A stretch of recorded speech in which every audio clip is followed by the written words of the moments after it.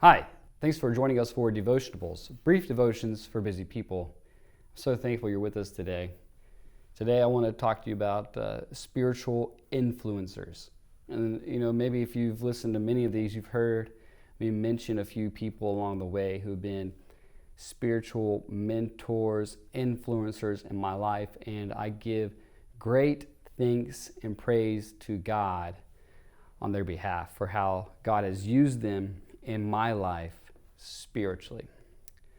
But one I've not named and who no doubt is at the top of that list is my mom. Probably like many of you all. Nobody has prayed more for me than my mother. And as a young kid growing up, even the teenage years, to college and beyond, even now that I have kids of my own, I don't know that anybody has influenced me more spiritually than my mom. So today I want to say thank you, Mom, and I love you, and I'm so grateful for the investment you've given to me.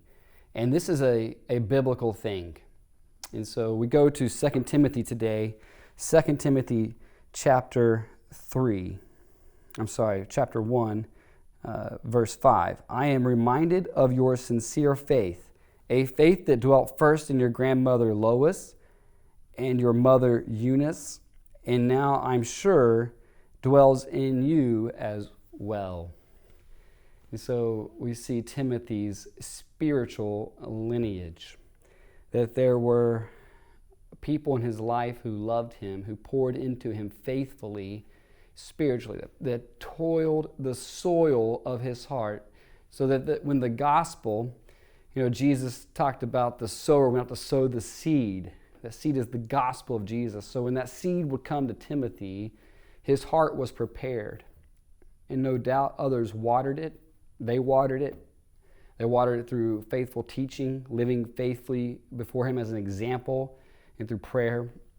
And no doubt many of you have seen that in your mothers. So we want to give thanks for our mothers. And also I wanted to encourage you. Maybe you're a mom today, even a dad, and you have kids of your own, and you're trying to faithfully live before them this gospel, the gospel of Christ, and to live before them in a faithful way, in a manner, and pray for them that they might know God, love God, and walk in his ways. I want to say to you, don't give up. Proverbs says that you train a young child in the way they should go, and they will not depart from it. Now, that is not a foolproof promise, but it is a promise of general truth that God will honor the labors that you put into your children. So pray for them, keep praying for them, keep investing in them, and just plead to the Lord to do a work on their behalf, that they might look back and say, I had a mom, I had a dad who prayed for me. And finally, maybe you can think about, maybe it's your mom or others who have encouraged you spiritually. They have nurtured you, they have brought you up.